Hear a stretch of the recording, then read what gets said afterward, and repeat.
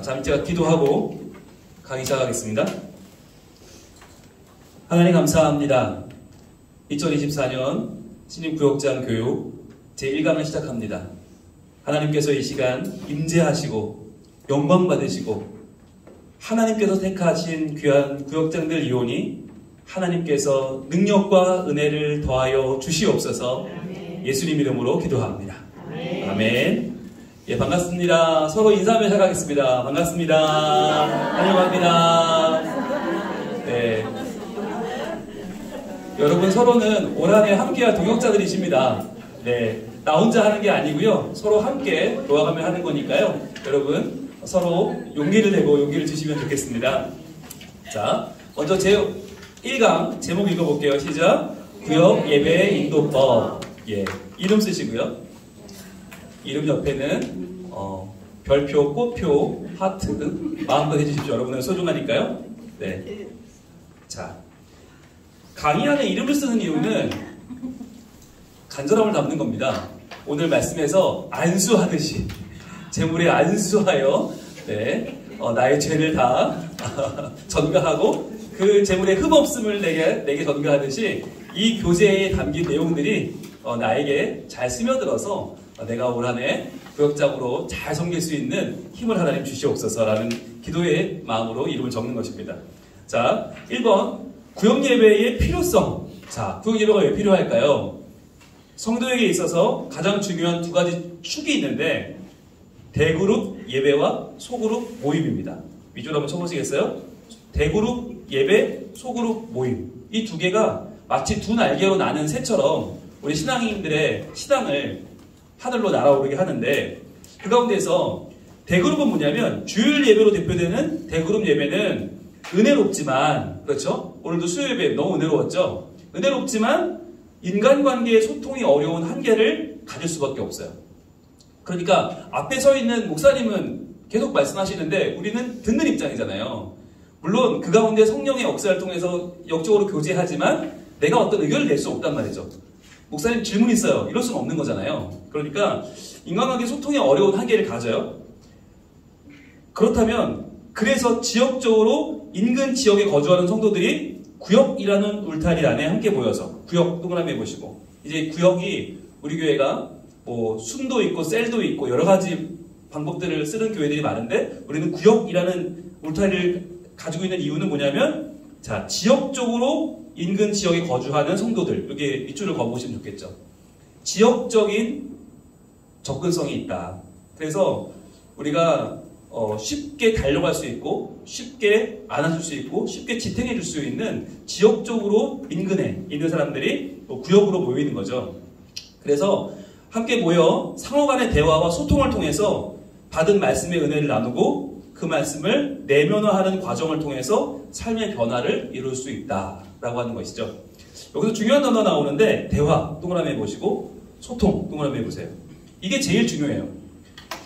여러분들 원래 예배라고 하는 형식이 지금 예배 같지 않았어요. 어땠을까요? 여러분 초대교회 예배는 어땠을까요? 그냥 둘러 앉아서 같이 밥 먹었어요. 같이 포도주 마시고 같이 빵 뜯어 먹고 그게 예배였어요. 초대교회 예배는 그랬단 말이죠. 그러니까 누가 앞에 나왔는지가 중요하지 않았어요. 누가 인도자인지가 중요하지 않았거든요. 그 가정에서 드리는 그냥 식사처럼 그렇게 예배가 진행됐단 말이죠. 근데 그게 그리스 로마 문화로 들어오면서 성당이라고 하는 게 만들어지고 나중에는 권위주의가 더딥혀지면서 대성당의 시대가 오기 시작합니다. 그러면서 수천 명에게 한 명이 앞에 나와서 이야기하는 방식으로 제대가 만들어지고 미사가 집전되고 그러면서 지금의 예배 형태가 만들어졌는데 그럼 원래의 예배 형태로 돌아가는 것은 초대교회에 돌아가는 건 뭐냐? 여러 사람들이 대화하면서 소통하면서 자기의 의견을 말할 수 있고 그 말을 지지해 줄 수 있고 박수 쳐줄 수 있고 환호해 줄 수 있고 격려해 줄 수 있고 같이 울어줄 수 있는 것. 그것이 실은 초대교회 예배로 돌아가려는 운동이에요. 그래서 우리가 지금의 예배, 대그룹 예배만으로는 사실 도전받을 수 있고 신앙에 도움을 받을 수 있지만 그러나 그것만으로는 불완전하다. 그래서 우리가 언제든지 나의 이야기를 할 수 있고 언제든지 서로 상호 간의 역할을 할 수 있는 소그룹이 필요한 거죠. 그게 이제 구역이 되는 것입니다. 그래서 여러분 받은 은혜의 말씀을, 그 말씀의 은혜를 나누는 시간이 중요합니다. 나눈다고 하는 것은 뭐냐면 서로 받아준다는 거죠. 누가 어떤 이야기를 해도 받아줄 준비가 되어 있는가? 이것이 굉장히 중요한 소그룹 안에서의 역동이고요. 또 그 소그룹은 받아주는 동시에 그분을 있는 모습 그대로 격려하고 호응해주고 또 그 사람에게 기대를 표해주는 것이 매우 중요하죠. 그러면서 제일 중요한 건 여러분 메모쳐 보세요. 말씀을 내면화하는 것. 내면화. 예. 내면화라고 하는 걸 우리말로 하면 자리잡기라고 할 수 있어요. 자리잡기. 그럼 말씀이 우리에게 선포되는 말씀이 얼마나 많이 있을까요? 매주, 주일, 수요일, 새벽, 모든 예배마다 얼마나 많이 선포가 돼요. 그런데 그게 자리 잡지 않고 지나가는 말씀들이 많잖아요. 근데 어떻게 하면 그 말씀들을 자리 잡게 할 수 있을까? 내면화할 수 있을까? 그게 바로 소통과 나눔과 격려입니다. 그래서 우리가 구역 예배에서 그 주일의 말씀을 다시 한번 본문을 읽고 그 말씀을 다시 한번 요약하고 그 말씀의 질문을 찾아내고 그 질문을 나누면서 다시 한번 우리가 다짐하고 격려하고 회개하고 그러면서 서로 힘을 주는 이유는 뭐냐면 그 말씀이 내면화되는 것을 기대하기 때문이에요. 그래서 담임 목사의 역할은 주일날 대예배가 은혜롭게 잘 드려지는 것. 그러나 그것만으로는 지나가 버리는 말씀이 될 수 있기 때문에 여러분들이 구역 안에서 각자의 마음 가운데 자리 잡기, 내면화의 과정을 여러분들이 같이 해주셔야 되는 거죠. 이번 구역 예배 목적 보겠습니다. 넓은 의미로는 구역원들이 성경을 통해서 계시된 하나님이 누구신지 바로 알고, 자, 성경 속에 나타나는 핵심은 하나님이 누구신가죠? 그 말씀의 의미를 깨달음을 통해서 성경에 계시된 올바른 삶의 모습을 따라 가정과 교회와 사회에서 올바른 그리스도인으로 살아갈 수 있게 하며 하나님을 경배하는 것. 이것이 구역예배의 넓은 의미인데 이건 이렇게 되면 참 좋겠죠. 이상적인 것인데 좁은 의미를 보겠습니다. 좁은 의미는 주일 예배를 통해 선포된 말씀을 바르게 이해하고 말씀을 밑으로 한번 가보실래요? 바르게 이해했는가 확인하는 시간이 필요합니다. 왜냐하면 말씀은 똑같이 선포되지만 받아들이는 건 다 다르거든요. 그렇기 때문에 어떤 분들은 그 말씀의 맥락을 잘 이해 못하는 분들도 계실 수 있단 말이죠. 또 주일 예배를 참여하는 분들은 신앙의 연륜이 다 다르기 때문에 이해 못하는 부분도 있지만 주일은 질문을 못해요. 그러니까 그게 해결되지 않은 문제들을 가지고 있을 수 있잖아요. 자, 그것들을 이제 어떻게 할까요? 그 말씀대로 살지 못한 지난날을 회개하며, 이게 두 번째 단계예요. 이해를 먼저 하여 그 다음에 이해를 했는데 이대로 잘 못 산 것 같아. 회개하는 시간을 갖는 겁니다. 돌아보는 시간을 갖는 겁니다. 그리고 세 번째는 이제 그 결단대로 한 주를 살 수 있도록 서로 격려하고 돕는 것이죠. 자, 그러니까 말씀을 바르게 이해하고 그 말씀대로 못 살았으면 회개하고 이제 그 말씀대로 살 수 있도록 돕는데 얼마간을 살아요? 한 주예요. 여러분 동그라미 해보세요. 한 주를 이해해요.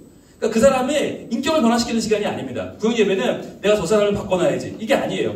딱 이번 한 주를 하나님 말씀 붙잡고 살 수 있도록 도와주는 한 걸음이에요.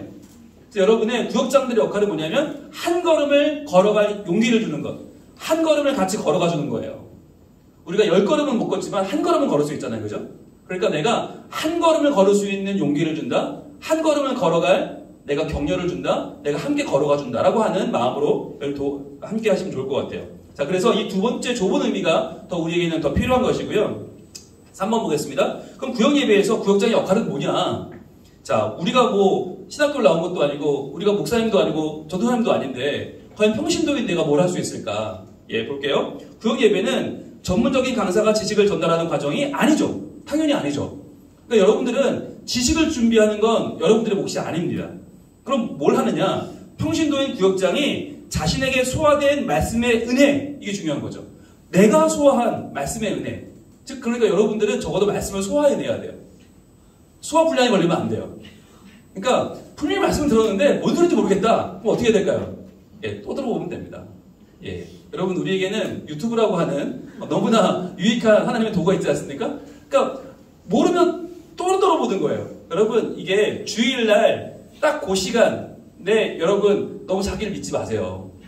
피곤할 수 있고요. 그 전날에 어떤 해결되지 않은 문제 때문에 머리가 복잡할 수 있어요. 그러면 말씀이 잘 들어오지 않아요.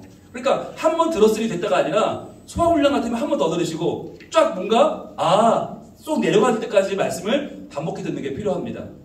자, 그렇게 말씀을 여러분이 소화를 시켜서 그 말씀의 은혜를 가지고 어떻게 해요? 그로 인해 변화되는 삶의 내용을, 자, 변화되는 삶까지 몇 줄 읽어보세요. 변화된이 아니죠. 이미 변화된 게 아니에요. 여러분들은 변화되고 있어요. 그러니까 구역장이 내가 변화되어야 구역예배 인도할 수 있다. 아닙니다. 여러분도 변화되고 있고 구역원들도 변화되고 있어요. 다 과정 중에 있다는 것을 기억하세요. 자, 변화되고 있는 삶의 내용을 구역원들과 나누고, 그러니까 아직 미완성이죠. 아직 되지 않았어요. 아직 우리 덜 익었어요. 근데 이걸 나누는 게 중요해요.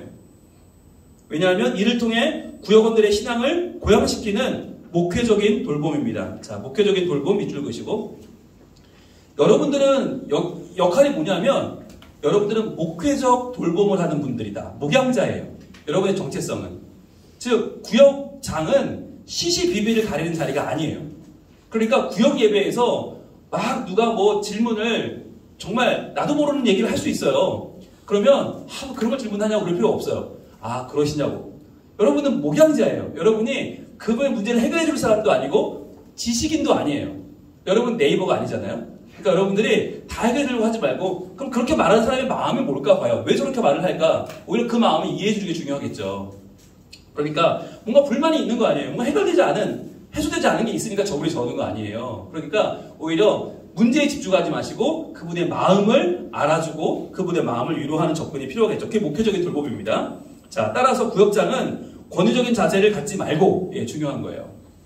구역장이 권위적인 자세를 가질 때 구역원들은 너무 힘들어요. 여러분들 다 경험이 있으시잖아요. 그죠? 네, 여러분이 처음 구역원이었을 때 생각해보시면 너무 구역장님이 높았잖아요. 그리고 그 구역장님이 한마디에 진짜 여러분 막 너무 마음이 왔다 갔다 하셨죠. 여러분이 이제 그 위치에 올라오신 거예요. 그 다음에 교사의 입장이 아니다. 교사는 가르치는 입장이죠. 아니라 누구라고요? 사회자다. 사회자. 여러분 유재석이 왜 최고의 MC인지 아시죠? 유재석은 가르치지 않습니다. 유재석은 보면서 누가 말을 적게 하는지를 보고 말을 적게 하는 사람에게 기회를 주는 거죠. 말을 하는 사람이 너무 많이 하면 알았다. 잘 그 사람이 알았다 해주고 빨리 채널을 넘겨주죠. 다른 사람에게. 그래서 유재석이 최고의 MC인 거잖아요. 여러분이 그 역할을 하는 거예요. 한 번에 너무 길게 하면 권사님 오늘 충분히 저희가 잘 들었습니다. 감사합니다. 라고 끊어주시고, 너무 말을 안 하고 있는 분이 계시면 그런데 집사님 어떻게 생각하세요? 말을 이렇게 넘겨줄 수 있는 그런 사회자의 역할인 거죠. 사회자 동그라미 해보시고, 그 다음에 안내자. 중요한 거죠. 안내자. 우리가 해결해 줄 수는 없어요. 그러나 어디로 가야 되는지 알려줄 수 있어요. 이쪽으로 가보시겠어요? 라고 알려줄 수 있잖아요. 그러니까 우리는 그날의 말씀의 포인트를 잡아주는, 방향을 잡아주는 안내자 역할을 하는 거죠. 그 안내자의 위치에서 구역원 누구나 편하게 동참할 수 있도록 열린 분위기를 만들어야 됩니다. 가로에 놓고 등산할 때 어떤 역할이라고요? 지팡이의 역할이다. 이게 무슨 말이냐면, 여러분 등산할 때 지팡이가 있으면 좋아요? 안 좋아요? 근데 꼭 있어야 돼요? 없어도 돼요? 없어도 돼요. 지팡이가 있다고 해서 정상 가는 건 아니에요. 지팡이가 없다고 못 가는 건 아니에요. 그런데 있으면 좋아요. 그죠? 구역장은 그런 위치예요. 구역장이 없으면 구역을 못 드린다? 그렇지 않아요. 그러나 있으면 편하고 좋아요. 나는 우리 구역장이 참 좋아. 나는 우리 구역장이 참 편해. 여러분, 그 역할이 여러분 역할이에요. 여러분이 있어서 구역원들이 구역 예배 오기가 좋아지고 구역 예배 드리기가 편해지면 그럼 여러분 성공한 거예요. 그러니까 여러분 너무 똑똑해지지 말고, 너무 다 하려고 하지도 말고, 너무 정죄하지도 말고, 너무 가르치지도 말고. 네, 여러분이 공감해 주는 건 좋지만 너무 여러분의 또 삶을 풀어낼 때 사람들은 지치기 시작하죠.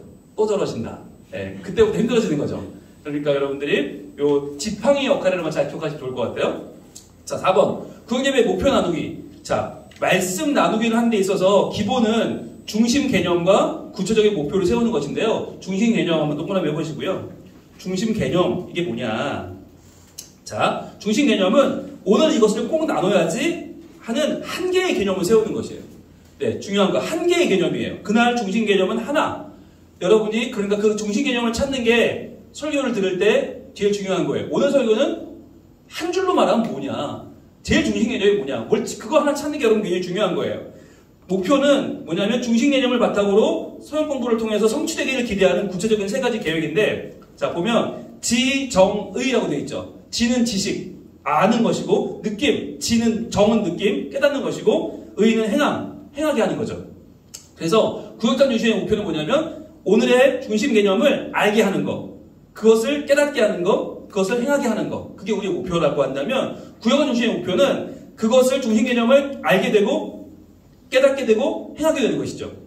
그렇다면 그날 구역 예배를 잘 드렸냐라고 하는 것을 스스로 돌아보고 확인해 볼 때 필요한 건 뭐냐면 기준은 그 중심 개념을 우리 구역원들이 알게 되었나, 깨닫게 되었나, 행하게 되었나, 이게 핵심인 거예요. 그러니까 결국은 중심 개념이 다예요. 즉 구역장의 역할은 뭐냐면 여러분이 말씀을 묵상하는 훈련을 이제 받으신 분들이 대부분인데 안 받으신 분은 빨리 받으시고 여러분이 말씀을 들으면서 그것을 적으면서 그것을 캐치하면서 중심 개념을 잡아내는 게 중요해요. 그래서 여러분이 잡아낸 그 중심 개념을 가지고 그날 우리 구역원들이 같이 말씀 속으로 그 중심 개념을 향해서 확 빠져들 수 있게 하는 게 여러분의 가장 중요한 역할이에요. 자, 그래서 만약에 보세요. 지난주 본문이 요한복음 3장 16절이었어요. 중심 개념 같이 한번 읽어볼게요. 시작. 하나님은 형상은 보여주지 않지만 언약을 베푸신다. 이게 핵심이었죠. 자, 형상이 중요한 게 아니야. 우리는 언약을 붙잡고 사는 거야. 그럼 그 언약이 뭔데? 그게 요한복음 3장 16절이야. 그게 이제 우리 지난주의 핵심이었어요. 목표 볼게요. 먼저 지적인 목표는 뭐였냐면 지식은 우리가 하나님을 볼 수 없는 이유는 우리의 죄성 때문이라는 것을 알게 된다. 그전에는 하나님 왜 못 보지? 몰랐어요. 근데 이제는 우리 죄성 때문에 하나님 안 보여주는 거구나. 알게 되는 거. 이게 지식이에요. 두 번째 정. 느낌은요. 하나님을 보는 것보다 더 중요한 것은 주신 언약을 믿는 것임을 깨닫는 거. 깨달음의 변화. 이게 정의죠, 정. 세 번째 의지적인 변화는 나를 일으키는 힘은 독생자를 믿으면 영생을 얻는 언약임을 붙잡고 살아간다. 이게 의지, 행함의 영역이에요.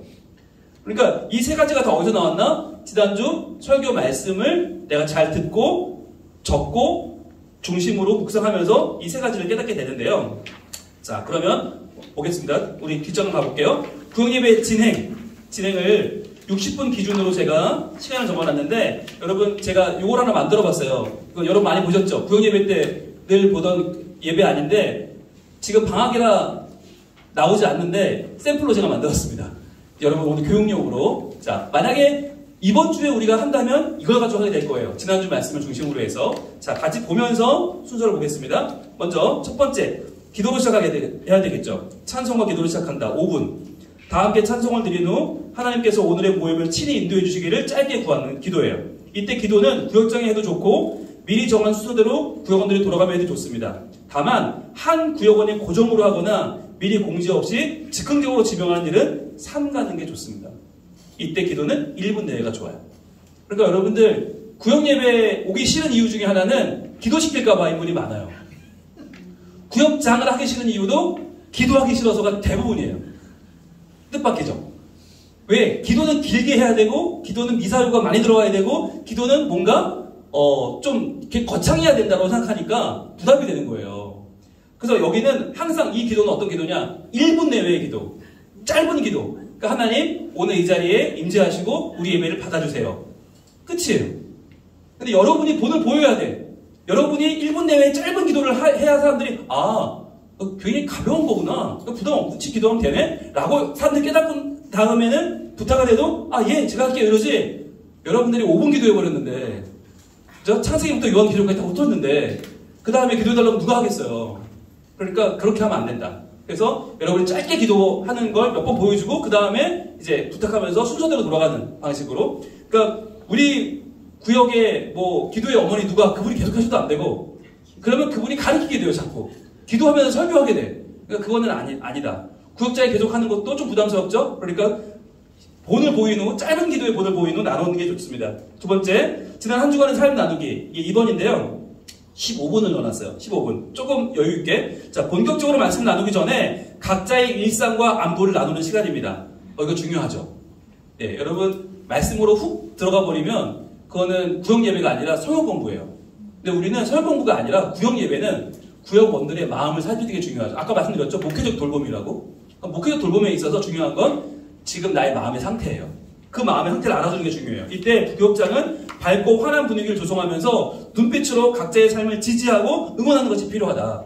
네, 여러분 죄송합니다. 지금 이 표정으로 구역 예배 되면 다 도망갑니다. 지금 표정 안 돼요. 네. 지금, 예. 살짝 민망한 그 표정 좋아요. 네. 살짝 내려놓은 표정 좋습니다. 예. 우리가 사회적인 지위 내려놓으세요. 네. 내가 그래도 어떤 사람인데 다 내려놓으세요. 그냥 여러분이 조금 모자라 보일 때, 만만해 보이고 편안해 보일 때 구역원들이 다가오기가 좋아요. 그리고 마음을 열어요. 그러니까 제가 볼 때 누구라고 딱 말씀을 드리면 본인이 좀 기분 나쁘셨기 때문에 말씀을 안 드리겠는데 지금 괜찮은 표정이 한두 명 보여요. 그분처럼 하면 좋겠는데 예. 그분이라고 하면 또 이제 본인이 내가 만만하고 모자라나 이런 식으로 말씀 못 드리겠는데 네. 여러분 조금 내려놓아라. 예. 내려놓으면 그때부터 이제 사람들이 다가오기 시작합니다. 자, 그렇게 해주시면 좋을 것 같아요. 이때 중요한 게 있어요. 또한 이때 구역장은 지난주 구역 예배 시간에 나눴던 구역원들의 각오와 다짐을 적은 메모가 중요해요. 지난주에 이걸로 마무리했었거든요. 마무리할 때 적은 각자의 이번 한 주간 이렇게 해보겠습니다라는 각오와 그 다짐을 메모를 보면서 한 주간 얼마나 지키려고 노력했는지 점검하는 거예요. 자, 여기 보세요. 한 주간 얼마나 지키려고 노력했는지. 즉, 그러니까 지켰는지가 아니에요. 몇 번 하셨어요? 이거 하신다면서요? 왜 안 했어요가 아니라 얼마나 그래도 시도했는지를 보고 시도한 걸 칭찬해 주는 게 중요해요. 너무 다그치듯 해서도 안 되겠지만 또 너무 쉽게 넘어가도 안 돼요. 왜? 구역 예배가 형식적인 시간으로 치우칠 수 있어요. 그러니까 맨날 한다고 그러고 안 해. 안 했는데 아무도 점검해 주지 않아. 그러면 어떻게 될까요? 습관적으로 그냥 말씀은 그냥 한다고 대충 얘기하고 안 해도 괜찮네. 이렇게 되면 구역 예배가 의미가 없어져요. 그러니까 구역장의 역할 중에 하나는 지난주에 집사님 직장 출근해서 제일 먼저 이렇게 한번 해보시겠다고 본인이 한번 얘기하셨었는데 한번 이렇게 좀 해보셨어요? 그러니까 중요한 건 해보셨어요? 어떻게 하려고 노력하고 계세요가 중요한 거죠. 네, 몇 번이나 했습니까?가 아니라 그러려고 한번 이렇게 시도해 보셨어요? 노력해 보셨어요? 라고 하면 한 분은 굉장히 기뻐하죠. 자기가 한 걸 알아주는 시간이니까 너무너무 기쁘게 자기 얘기를 하겠죠. 그리고 못한 분은 어때요? 아직 내가 못했지만 그래도 한번 용기를 내보겠습니다. 여러분 그 하나의 변화가 중요한 거예요. 그게 쌓이면 차곡차곡 쌓이면 그게 차례차례 열매를 맺는 거예요. 그래서 우리가 구역장의 역할은 뭐냐면 깨달을 수 있도록 도와주는 거. 예, 차곡차곡이 중요합니다. 자, 이제 본문 읽고 은혜 받는 말씀 나누는 시간 10분 시간인데요. 저희 교회 본문은 길지 않아요. 보통 한 절이나 두 절밖에 안 되기 때문에 지난주일 말씀을 다 같이 두 번을 읽습니다. 설교 말씀 가운데 자신이 은혜 받았던 말씀은 어느 구절 어느 부분이었는지 각자 편안하게 나눕니다. 이때 정확한 답은 없으며 모두가 각자 다를 수 있음을 이야기해 줘야만 합니다. 인도자는 상황에 따라 제일 처음에 하거나 제일 끝에 나누는 게 좋습니다. 언제 제일 처음에 하고 언제 제일 마지막에 할까요? 먼저 제일 마지막에 하는 때는 언제일까요? 구역원들이 서로 하겠다고 할 때. 예, 서로 할 말이 많은 구역이 있어요. 그런 경우에는 구역장이 마지막에 하는 게 좋아요. 그런데 또 어떤 구역은 아무도 안 하려고 하는 구역도 있어요. 그러면은 구역장이 시작해주면 좋습니다. 폼을 열어주면 좋아요. 근데 여러분들이 너무 완벽하게 할 필요 없어요. 너무 딱 여러분의 정답만 할 필요 없고 내려놓으라고 그랬죠? 조금 모자라고 조금 만만하게 하시면 자신감을 갖습니다. 구역원들이 조금 부족해도 되는구나 라는 자신감을 갖게 되겠죠. 자, 이때 정답을 말하지 않아도 되는 이유는 뭐냐면 핵심 내용 다시 보기가 있기 때문이에요. 자, 핵심 내용 다시 보기 5분인데요. 순서지에 기록된 핵심 내용 다시 보기를 다 같이 한 목소리로 읽거나 구역원 중 한 사람이 대표로 읽는다. 네. 그러니까 이걸 여러분 가정예배 때도 이 내용을 똑같이 합니다. 구역예배 때도 이 내용을 합니다. 이건요 제가 직접 요약합니다. 제가 설교문을 다 쓰고 이걸 요약을 합니다. 그러니까 어떻게든 몇 줄 안 되는 내용이지만 설교 내용을 다 넣을 수 있을까를 제가 최대한 고민한 내용이니까 이 안에 중심 내용이 다 들어있다고 보시면 돼요. 자, 그래서 문단별로 나눠서 여러 명이 읽는 것도 좋습니다. 이때 구역원 중 신앙 연륜이 짧은 사람이 있어서 이해하기 어려운 단어가 나오면 구역장에 짧게 설명해 주는 건 좋습니다. 예, 그 단어가 어려운 단어가 나오면 이렇게 말씀을 해주시면 좋겠죠. 자, 지금 우리 세 분단으로 한번 나눠볼게요. 자, 먼저 네 분, 그 다음에 가운데 두 분단, 그 다음에 4분단. 예, 네 분, 가운데 두 줄, 맨 끝줄. 그리고 나눠서 문단별로 처음에 세 줄, 그 다음 네 줄, 나머지. 한번 읽어볼게요. 시작. 우리가 하나님을 전할 때 늘 부딪히는 불신자들의 한마디는 바로 하나님을 본 적이냐, 하나님을 보여주며 믿겠다는 것입니다. 하나님은 우리에게 왜 자신을 보여주지 않으시는 걸까요? 네, 중간이요.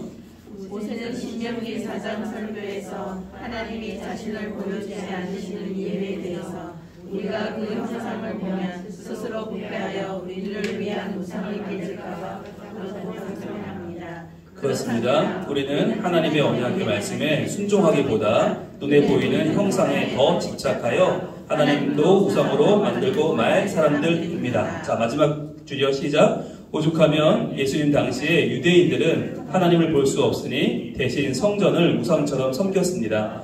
성전에 갈 때만 하나님을 의식하고 거룩하게 살았고 성전 밖에서는 마치 하나님이 없는 것처럼 살았습니다.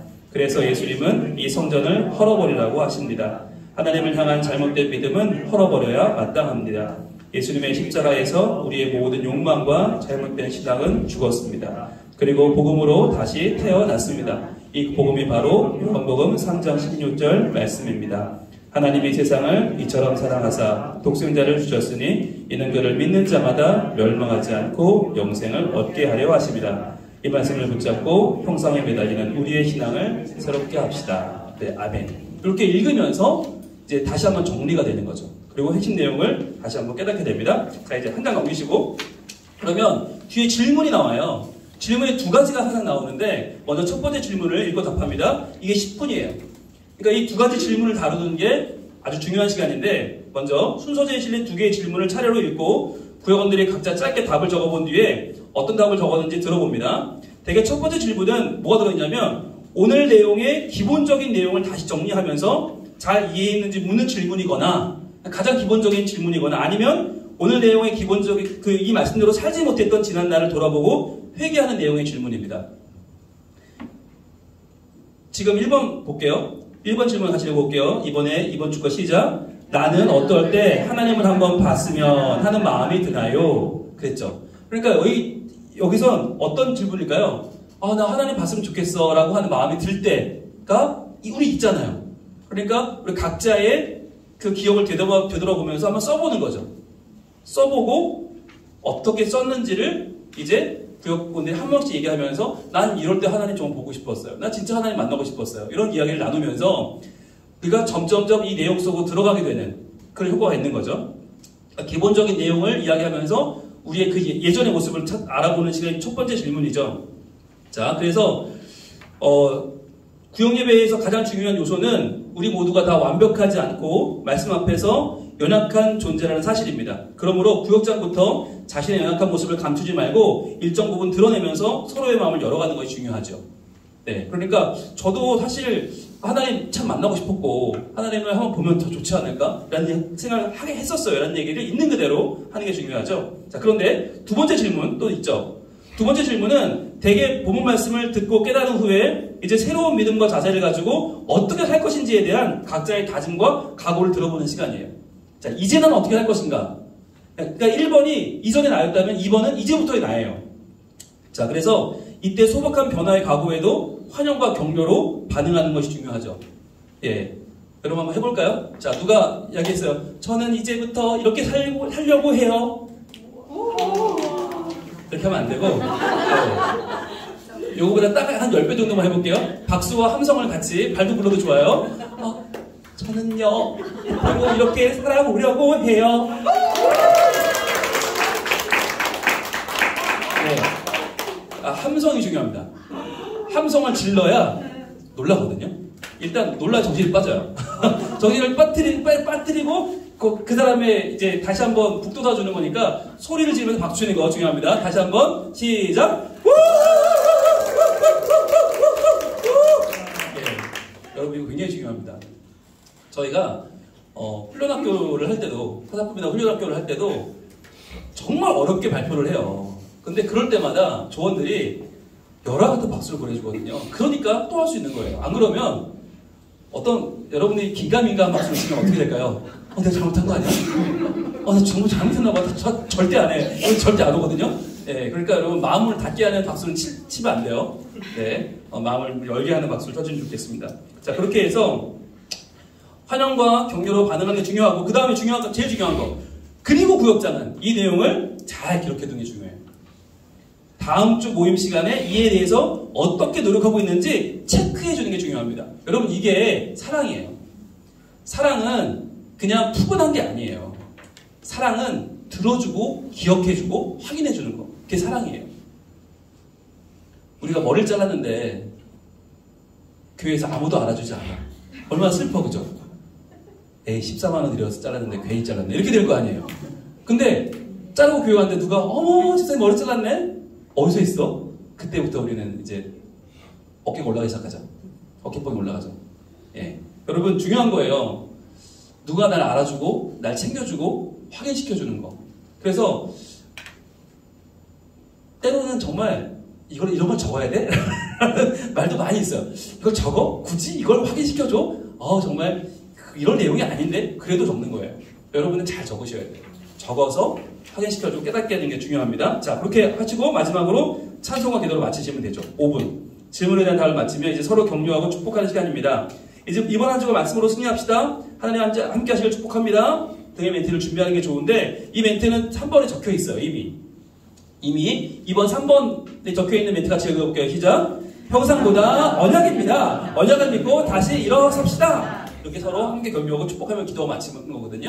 그러니까 여러분들 여기 있는 요걸 기억하시고 여러분이 같이 외치면 됩니다. 자, 순서지에 실린 찬송을 부른 후에 구역원들을 위한 중보기도와 교회를 위한 기도, 오늘의 결단을 잘 지킬 수 있도록 위탁하는 기도를 드린 후에 주기도 오늘 마치시면 됩니다. 여기 저희가 기도 제목도 다 드려요. 한번 볼까요? 6번 찬양과 기도로 마치세요 보시면 결단의 찬양 충만을 부릅니다. 충만 찬양이 있고요. 그 다음에 담임 목사님과 교육자를 위해, 다음 세대를 위해, 나라 민족을 위해, 구역과 구역원들을 위해, 그리고 사랑의 연탄 봉사, 이건 다음 주에 있죠. 2월의 예축제를 위해서 사순절을 맞는 우리의 신앙을 위해 기도한 후 주님의 기도를 마칩니다. 다 드리니까, 매주 드리니까 드리는 대로 여러분들이 하시면 되겠습니다. 네, 여러분 구역예배 어렵지 않습니다. 그죠? 여러분 잘하실 수 있겠죠? 네.